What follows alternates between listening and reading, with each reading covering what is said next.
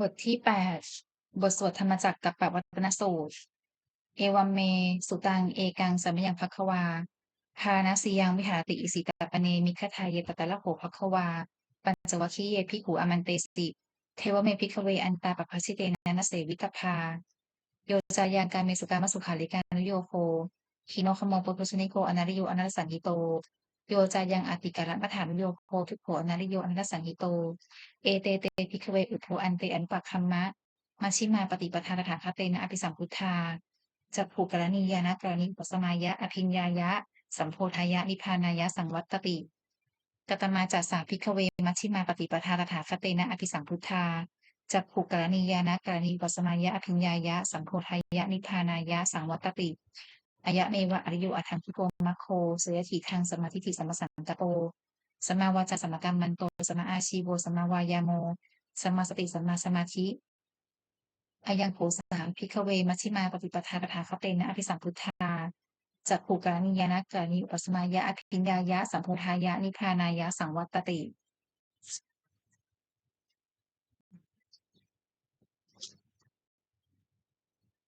อีทังโขปนะภิกขเวทุกขังอริยสัจจังชาติปิทุกขาชราปิทุกขามรณะปิทุกขังโสกปริเทวทุกขโทมนัสสุปายาสาปิทุกขาอปิเยหิสัมปโยโคทุกโขปิเยหิวิปโยโคทุกโขยัมปิฉังนะละพติตัมปิทุกขังสังคิเตนะปัญจุปทานกันธาทุกขาอีทางโขปนาภิกขเวทุกขสมุทัยอริยสัจจังยายังตัณหาโปโนภาวิกานันทิราคาสหคตาตัตระตัตระพินันทินีเสยทีทางการมตัณหาภวะตัณหาวิภวะตัณหาอีทางโขปนาภิกขเวทุกขนิโรโทอริยสัจจังโยตัสสาเยวะตัณหายาอเสสะวิราคานิโรโทจาโคปฏินิสสโพมุติอนารโยอีทางโสปนาภิกขเวทุกขนิโรธคามินีปฏิจจตาอริยสัจจังอายะเนวะอริโยอัตถังคิโกมัคโคเสยถิทางสัมมาทิฏฐิสัมมาสังกัปโปสัมมาวาจาสัมมากัมมันโตสัมมาอาชีโวสัมมาวายาโมสัมมาสติสัมมาสมาธิอีทางทุกขังอริยสัจจันติเมภิกขเวปุเพอนุสุเตสุธรรมเมสุจักขุอุตปาทิญาณังอุตปาทิปัญญาอุตปาทิวิชชาอุตปาทิอาโลโกอุตปาทิตังโภปนิทังทุกขังอริยสัจจังปริญเยตันติเมภิกขเวปุเพอนุสุเตสุธรรมเมสุจักขุอุตปาทิญาณังอุตปาทิปัญญาอุตปาทิวิชชาอุตปาทิอาโลโกอุตปาทิตังโภปนิทังทุกขังอริยสัจจังปริญญาตันติเมภิกขเวปุเพอนุสุเตสุธรรมเมสุจักขุอุตปาทิญาณังอุตปาทิปัญญาอุตปาทิวิชชาอุตปาทิอาโลโกอุตปาทิอีทางทุกขังอีทางทุกขสมุทัยอริยสัจจันติเมภิกขเวปุเพอนุสุเตสุธรรมเมสุจักขุอุตปาทิญาณังอุตปาทิปัญญาอุตปาทิวิชชาอุตปาทิอาโลโกอุตปาทิตั้งโภปนิทางทุกขสมุทัยอริยสัจจังปหาตัคันติเมภิกขเวปุเพอนุสุเตสุธรรมเมสุจักขุอุตปาทิญาณังอุตปาทิปัญญาอุตปาทิวิชชาอุตปาทิอาโลโกอุตปาทิตั้งโภปนิทางทุกขสมุทัยอริยสัจจังปหินันติเมภิกขเวปุเพอนุสเตสุธรรมเมสุจักขุอุตปาทิญาณังอุตปาทิปัญญาอุตปาทิวิชชาอุตปาทิอาโลโกอุตปาทิอีทางทุกขนิโรโทอริยสัจจันติเมภิกขเวปุเพอนุสเตสุธรรมเมสุจักขุอุตปาทิญาณังอุตปาทิปัญญาอุตปาทิวิชชาอุตปาทิอาโลโกอุตปาทิตังโภปนิทางทุกขนิโรโทอริยสัจจังสัจฉิกาตพันติเมภิกขเวปุเพอนุสเตสุธรรมเมสุจักขุอุตปาทิญาณังอุตปาทิปัญญาอุตปาทิวิชาอุตปาทิอาโลโกอุตปาทิตังโขปนิทังทุกขนิโรโทอริยสัจจังสัจฉิกตันติเมภิกขเวปุเพอนุสเตสุธรรมเมสุจักขุอุตปาทิญาณังอุตปาทิปัญญาอุตปาทิวิชาอุตปาทิอาโลโกอุตปาทิอีทางทุกขนิโรธคามินีปฏิปทาอริยสัจจันติเมภิกขเวปุเพอนุสเตสุธรรมเมสุจักขุอุตปาทิญาณังอุตปาทิปัญญาอุตปาทิวิชาอุตปาทิอาโลโกอุตปาทิตังโขปนิทังทุกขนิโรธคามินีปฏิปทาอริยสัจจังภาเวตคันติเมภิกขเวปุเพอนุสเตสุธรรมเมสุจักขุอุตปาทิญาณังอุตปาทิปัญญาอุตปาทิวิชาอุตปาทิอาโลโกอุตปาทิตังโขปนิทังทุกขนิโรธคามินีปฏิปทาอริยสัจจังภาวิตันติเมภิกขเวปุเพอนุสเตสุธรรมเมสุจักขุอุตปาทิญาณังอุตปาทิปัญญาอุตปาทิวิชาอุตปาทิอาโลโกอุตปาทิยาวกิวัจเนอิเมสุจตุสุอริยสัจเจสุเอวันเอวันติปริวัตตังทวัฏสาการัง ยถาภูตังญาณทัสสนังนสุวิสุทธังอโหสิเนวตาวาหังภิกขเวสเทวเกโลเกสมาลเกสัพพมะเกสัสสมณพรหมานิยาปัจฉยสเทวมุสายะอนุตตรังสัมปสัมโพธิงอภิสัมพุทโธปัจจญญาสิงยะโตจักโขเมภิกขเวอิเมสุจตุสุอริยสัจเจสุเอวันติปริวัตังทวัฏสาการังยถาภูตังญาณทัสสนังสุวิสุทธังอโหสิอาถาหังภิกขเวสเทวเกโลเกสมาลเกสัพพมะเกสัสสมณพรหมานิยา ปัจฉายสเทวมุสายะอนุตตรังสัมมสัมโพธิอภิสัมพุทโธปัจจัญญาสิงญาณัญจปนเมทัสนังอุปปาทิอากุมปาเมริมุติอายมันตินาชาตินัตถิคานิปุณพโวติอิธรรมโวจักภควาอัตตมนาปัญจวัคคียาภิกขุภาสิตังอภินัตภิกขุภควโตภาสิตังอภินันทุงอามัสมิงจัปนะเวยากรณสมิงพัญญมณีอายสมัตโตกนทัญญสักวิรชาวิตมลังธรรมจักขุอุตปาทิยังกินจิสมุทยธรรมังสัพพันตังนิโรธธรรมมันติ ปวัตติเตจะภควตาธรรมจักเกกุมมาเทวาสัทธมุสาเวสุนเอตัมภควตาภานสียังอิสิตาปเนมิกทายเยอนุตตรังธรรมจักกังปวัตติตังอปวัตติยังสมเนนวาพรามเนนวาเทเวนวามาเรนวา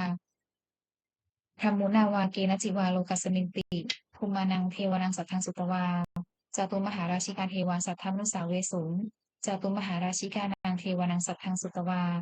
ตาวติงสาเทวาสัพพมุสาเวสุงตาวติงสานังเทวานังสัพพังสุตวา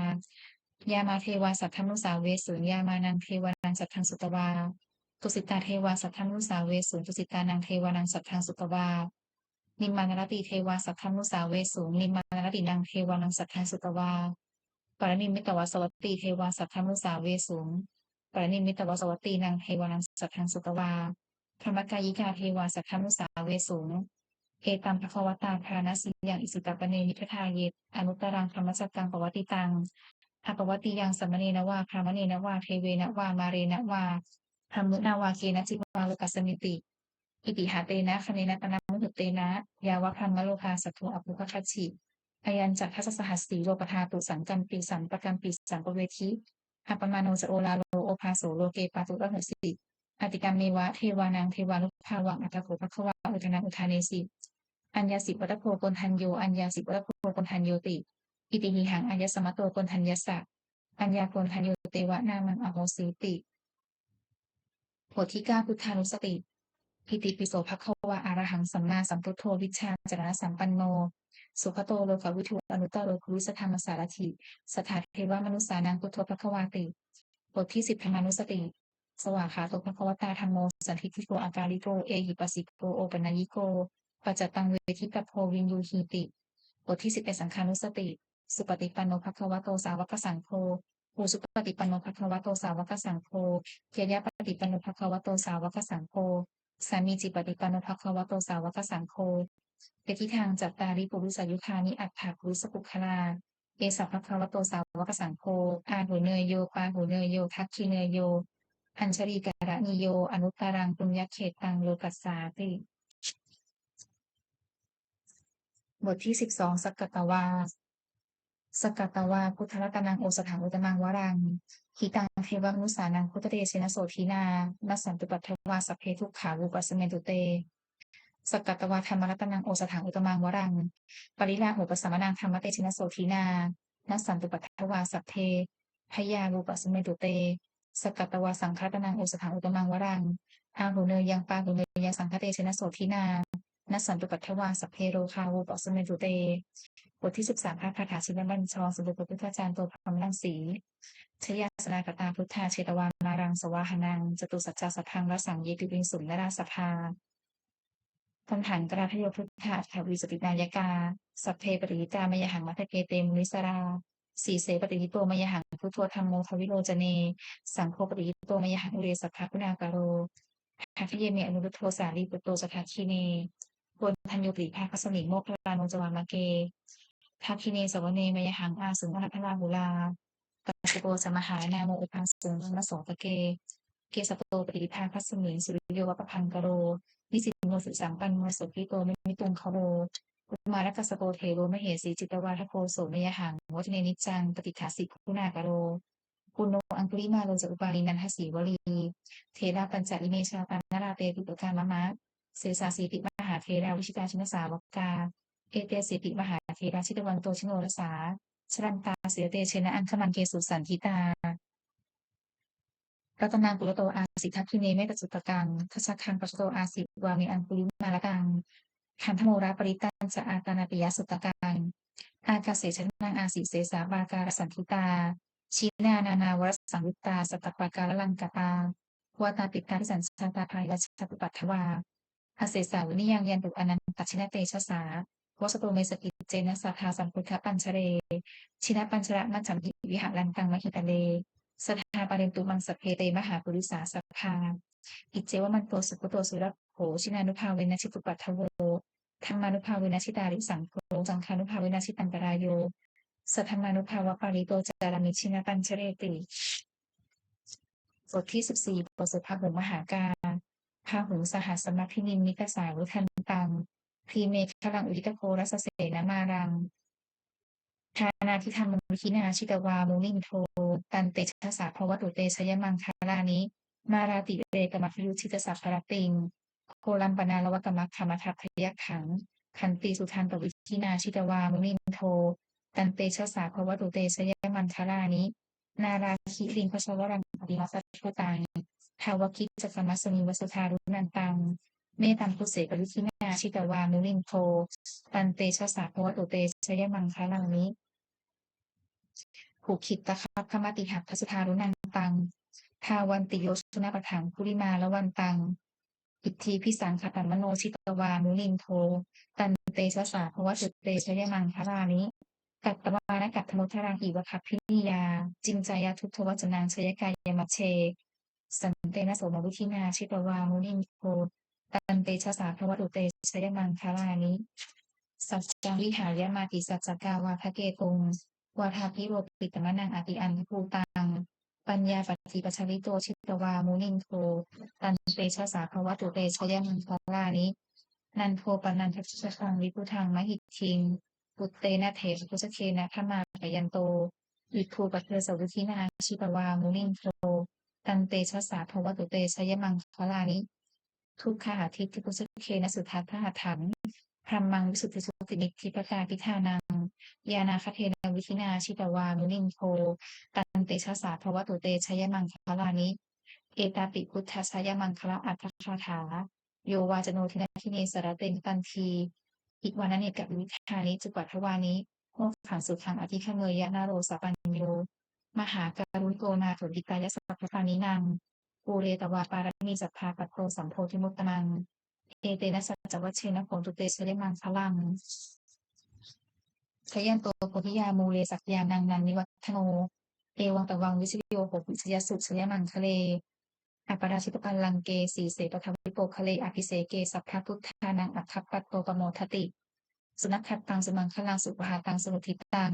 สุขโนสมุหุโตจัสุวิถังพรหมจารีสุปทัคคินังกายกรรมังวาจากรรมังปทัคคินังปทัคคินังมโนกรรมังปณีทีเตปทัคคินาปทัคคินานิกตวานะละพันตัดเถปทัคคิเน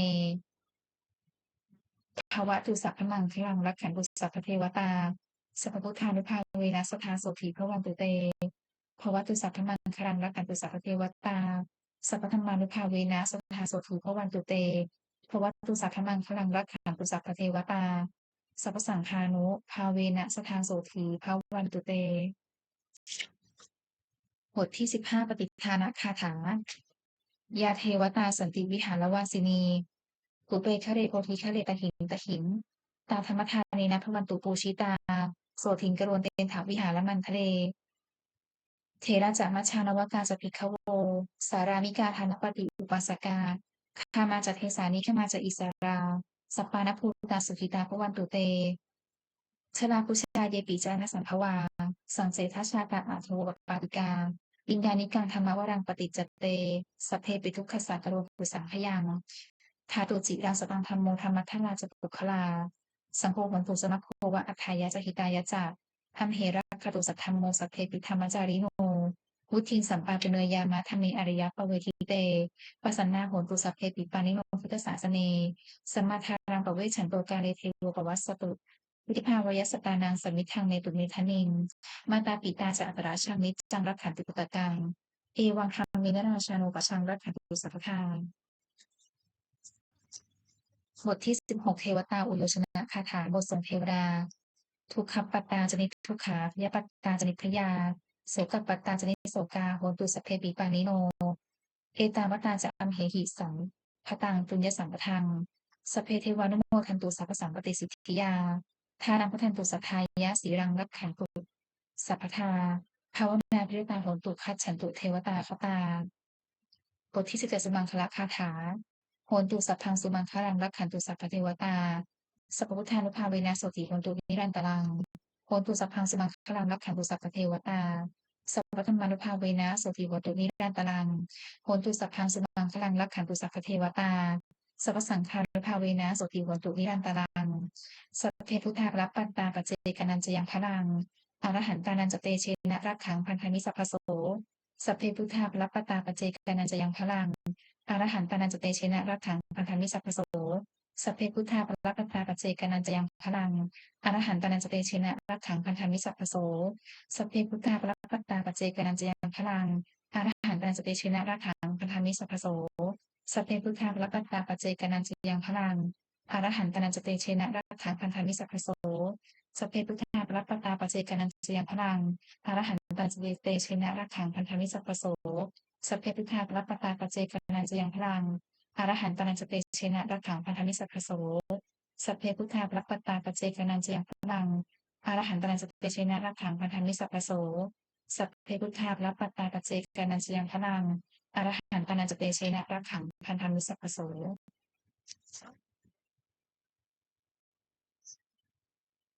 ด้วยอานุภาพแห่งสัจจะอธิษฐานอานุภาพแห่งความเพียรและอานิสงส์แห่งการบูชาพระรัตนตรัยด้วยการสาธยายบทสวดมนต์พระสุภาปริตภาคาถาเหล่านี้ขอความสุขสวัสดีจงมีแก่ข้าพเจ้าขอให้พ้นจากทุกภัยทั้งปวงขอให้ข้าพเจ้าเจริญในทางและทางธรรมขอพระเทพเทวดาทั้งหลายโปรดอนุโมทนาในการสวดสาธยายมนต์และธรรมะเหล่านี้เมื่ออนุโมทนาแล้วโปรดอำนวยพรให้แก่ข้าพเจ้าและวัตถุมงคลพระปิตายอดเศรษฐีเหรียญยอดเศรษฐีแบบแม่ครู68ตลอดจนวัตถุมงคลทั้งปวงที่สามสิ่งสร้างขึ้นให้เปลี่ยนด้วยอนุภาพแห่งพระปริจจงสำเร็จศักดิ์สิทธิ์ทุกประการเทินสาธุบุญกุศลของข้าพเจ้าทั้งหลายอันเกิดจากการสวดมนต์เจริญจิตภาวนาขอน้อมถวายเป็นพุทธบูชาธรรมบูชาสังฆบูชาขอผลบุญนี้จงส่งผลถึงผู้มีจิตศรัทธาร่วมสวดมนต์เจริญจิตภาวนาทุกท่านขอจงปลอดจากราชภัยทั้งปวงพ้นจากการทุกข์ใจทั้งสิ้นประสบความสำเร็จเจริญรุ่งเรืองในหน้าที่การงานชนะต่ออุปสรรคและมารทั้งหลายสมบูรณ์พร้อมด้วยพระสารสมบัติบริวารสมบัติมีดวงตาเห็นธรรมสมบัติในการโฆษณากรรมฐานเกิดปัญญาญาณและจะเดินด้วยจตุรพิธกรชัยทั้ง4คืออายุวันนะสุขะพละเทินขออนุโมทนาบุญกับครอบครัวยศสุขทุกท่านค่ะสาธุ